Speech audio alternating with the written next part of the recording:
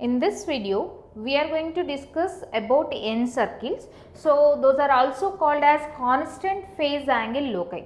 So, here n circles are used to determine the phase response of a closed loop system. Earlier we discussed about n circles. In that, n circles are used to determine magnitude response of closed loop system using open loop. Like that, similarly, n circles are used to determine the phase response of a closed loop system using open loop transfer function. So, similar to n circles are also in the form of circles, but used to determine the phase response of the system. So, now here you can observe how we can draw that circles means. So, here generally it's depends upon again open loop transfer function. So, that open loop transfer function I am considering like g of j omega is equivalent to x plus jy. Now, if you want closed loop transfer function, that means c of j omega divided by r of j omega, then this is equivalent to g of j omega by 1 plus g of j omega. This is the formula to get closed loop transfer function from open loop. So, here I am substituting x plus jy in this. So, x plus jy divided by 1 plus x plus jy. Now, I am having my closed loop transfer function in my hand. This is time to find out phi, because by using n circles I am going to find out the phase response of a closed loop system. So, now here phi is equivalent to, so generally how we will find out phi? So, here if you consider this is tan inverse j coefficient by real coefficient y by x. So, minus, because remaining terms are in denominator, for denominator terms we will get minus tan inverse. So, here j coefficient is y, remaining is 1 plus x. So, this is phase from this equation. Now, I want to consider tan phi. Why? Because I want to take the terms out, I want to get the exact value. So, that is why I am going to consider tan phi on both sides, tan on both sides. Consider tan on both sides, tan function on both sides, then tan of tan inverse y by x minus tan inverse y by 1 plus x. Now, you can see this is in the form of tan a minus b form.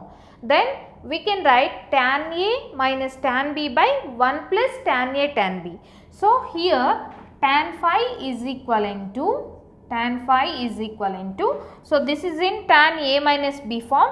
So, I am writing tan a minus tan b divided by 1 plus tan a tan b. So, here tan of tan inverse y by x minus tan b. Tan b means b is tan inverse y by 1 plus x. Tan inverse y by 1 plus x.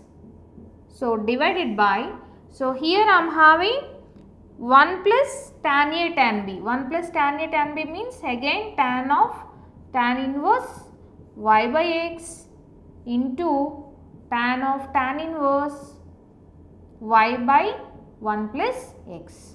So, tan and tan inverse will get cancelled, and finally tan phi is equivalent to y by x minus y by 1 plus x divided by, so here I am having 1 plus y by x into y by 1 plus x. Here you can see y into 1 plus x minus y into x.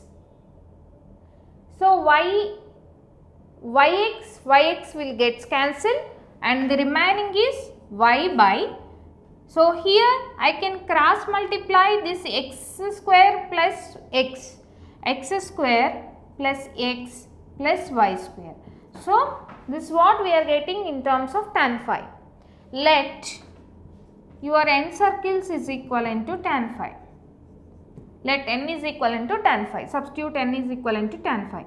So n is equivalent to y by x square plus x plus y square, or I can write like this also, x square plus x plus y square minus y by n is equivalent to 0. I am sending this n to here and this terms to here, and again I am sending to here.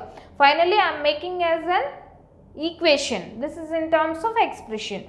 So here now I am adding, to make this as circle equation, I am adding 1 by 4 plus 1 by 4n on both sides. 1 by 4 plus 1 by 4n on both sides. So you can see, we will get or not, we will see, otherwise we will change. So x square plus x plus 1 by 4 plus y square minus y by n plus 1 by 4n. So see here, I added 1 by 4 plus 1 by 4n this side. So this side also I need to add 1 by 4 plus 1 by 4n. Now you can see, this you can write in terms of x plus 1 by 2 whole square. So you can see, I can write this as x plus 1 by 2 whole square, right? X square plus y square means 1 by 4, 2ax means you will get x, 2ab means you will get x. So similarly, I can write here plus, so see here how I can write. So here y minus 1 by 2n. So 4n square you can you consider 4n square better to consider 4n square. So see here, so 1 by 2n whole square. So if I consider 4n square here, then I will get y square and plus 1 by 4n square minus 2ab. 2ab means, so you will get y by n. So this side I am considering like 1 by 4 plus 1 by 4n whole square. I am taking root and whole square. Now see, this is in the form of equation of circle with center. Here the center is, so I am writing center here. I will rub here and I am writing, the center is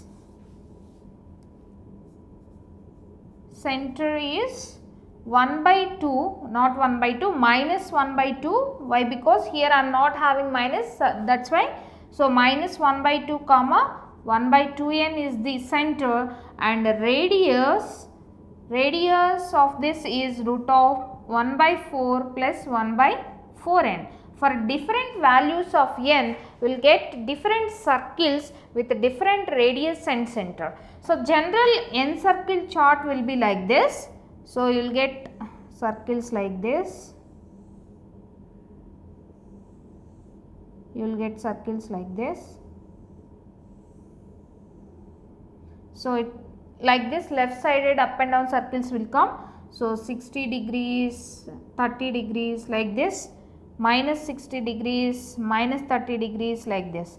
So this keep on increasing this side and these circles are keep on increasing this side. Again the point of intersection will gives you the exact phase of the closed loop transfer function.